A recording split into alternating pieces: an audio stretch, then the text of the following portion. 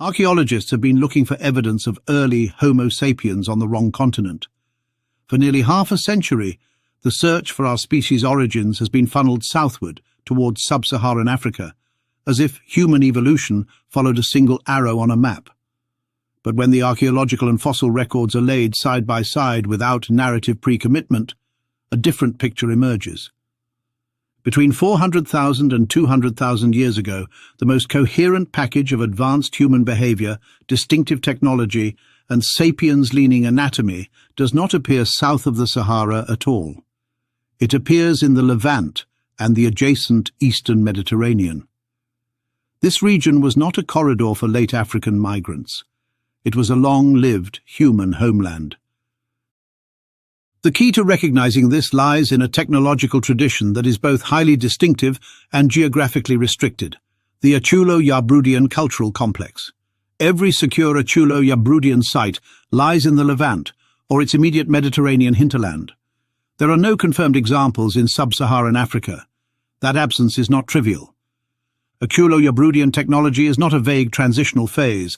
It is a coherent system combining systematic blade production, scraper-dominated toolkits, organized hearth-centered living, and residual Acheulean bifaces that had already lost their central role.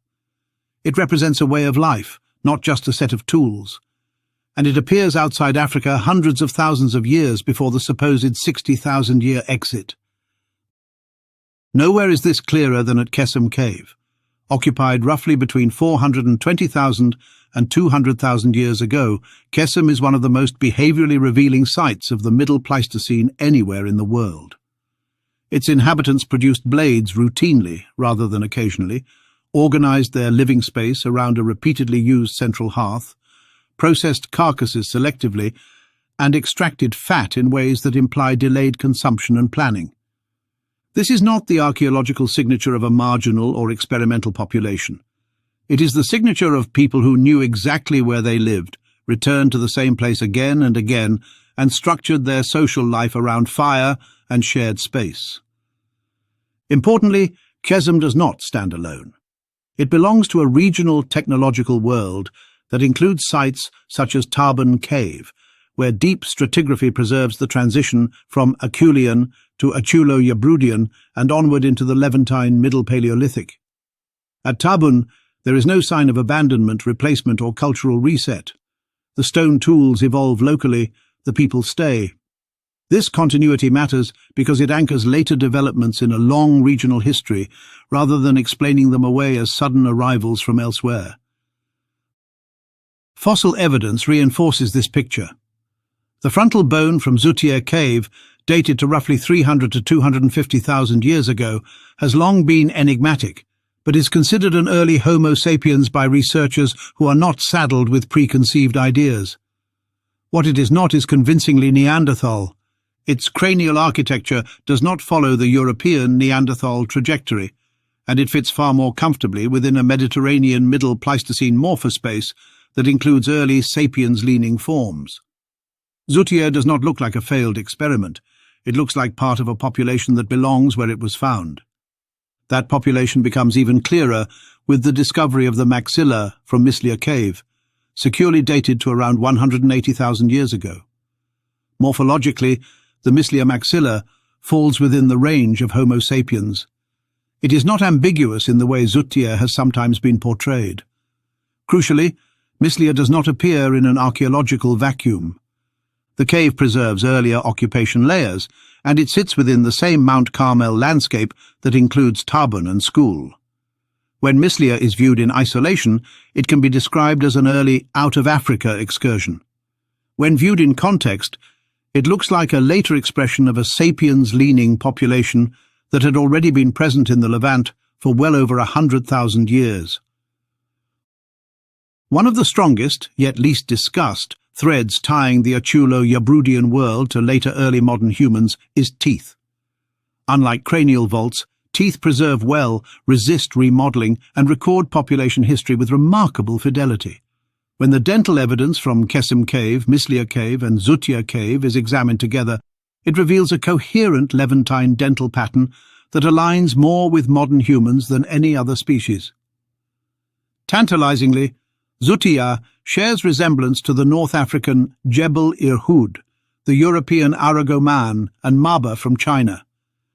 At Qesem, the hominin teeth associated with Acheulo-Yabrudian occupations show a reduced gracile morphology relative to earlier Acheulean populations. Crowns are relatively small, enamel thickness is moderate rather than hypertrophied, and molar proportions do not trend toward the enlarged pattern characteristic of Neanderthals. In 2010, when the results of the study were released, they were swiftly attacked by the out-of-Africa regime as overhyped and incomplete.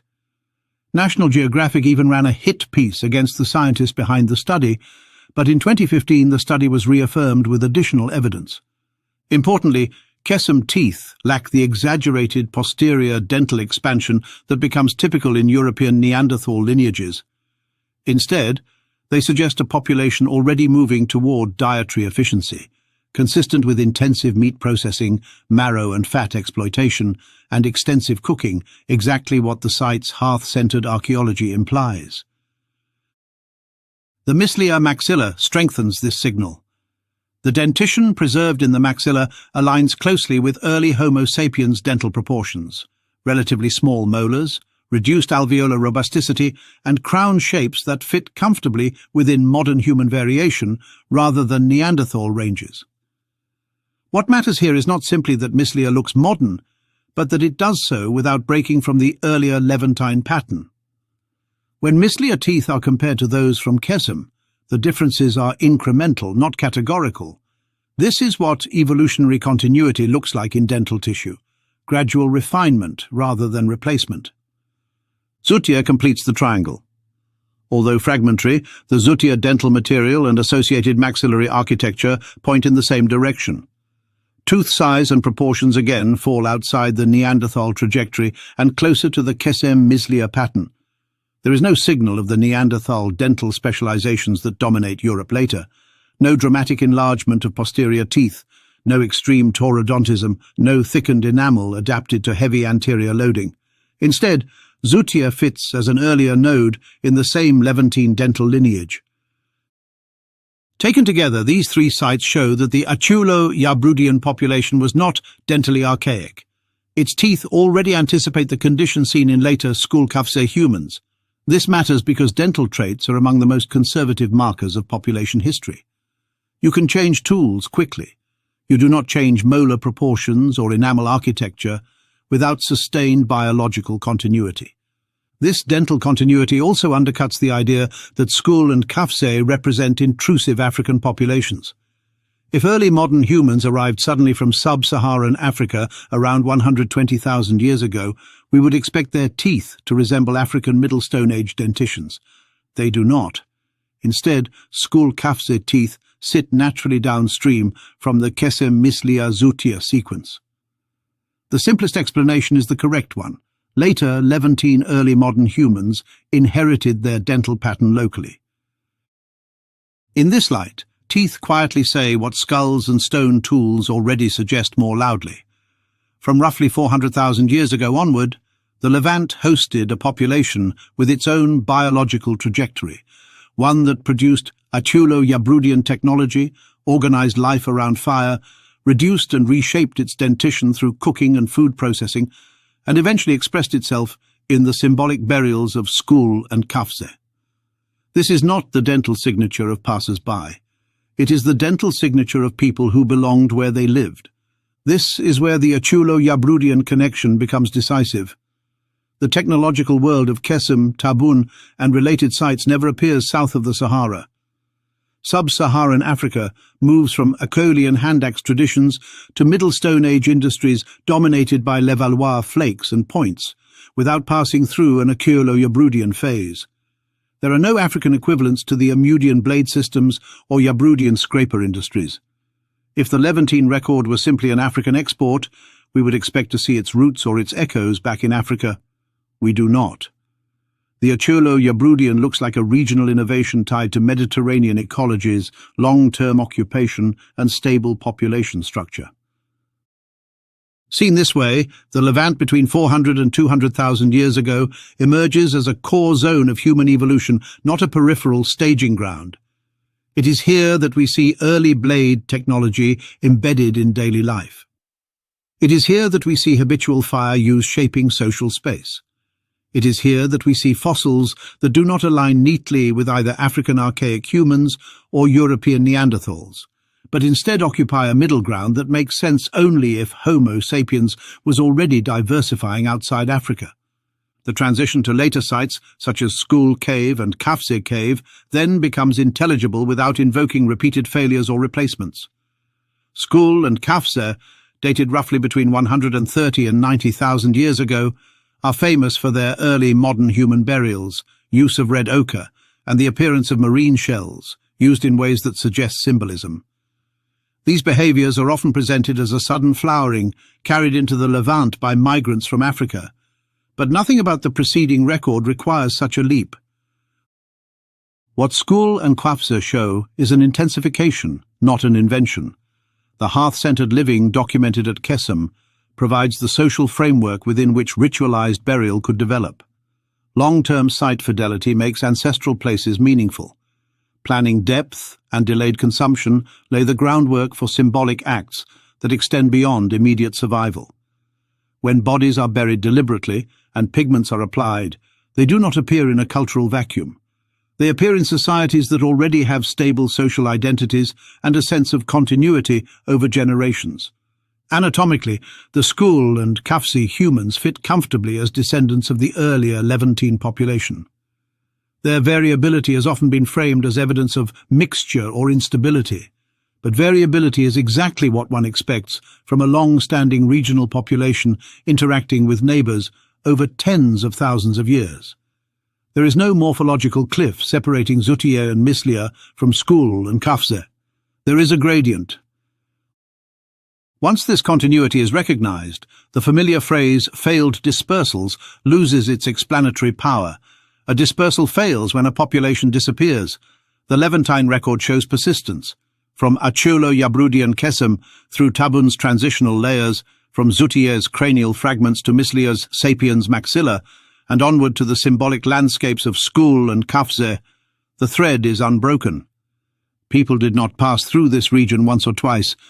They lived here for hundreds of thousands of years. This does not require denying Africa's importance in human evolution. It requires abandoning the idea that Africa was the only place where Homo sapiens could exist, innovate, or persist. The Mediterranean and Near Eastern world was deeply interconnected with Northeast Africa, sharing climates, coastlines, and migration routes long before modern political boundaries existed. Treating the Levant as fundamentally outside the Sapiens story is an artifact of theory, not evidence. When the Acheulo-Yabrudian is placed at the center of the discussion, the geography of human origins shifts. The earliest secure blade-based technological system belongs to the Levant. The earliest clear hearth-centered residential pattern belongs to the Levant. Some of the earliest sapiens-leaning fossils outside Africa belong to the Levant, and the earliest unambiguous symbolic burials appear there as well. These are not scattered anomalies. They are components of a single long developmental history. The uncomfortable implication is that Homo sapiens did not suddenly appear in Eurasia 60,000 years ago. By 400,000 years ago, humans with sapiens-like behavior and anatomy were already established outside Africa, shaping their landscapes, refining their technologies, and laying the groundwork for later symbolic worlds. We have not been missing the evidence. We have been looking for it in the wrong place. The Levant was not the gateway through which modern humans passed. It was the place where early humans became modern humans. Thanks for watching.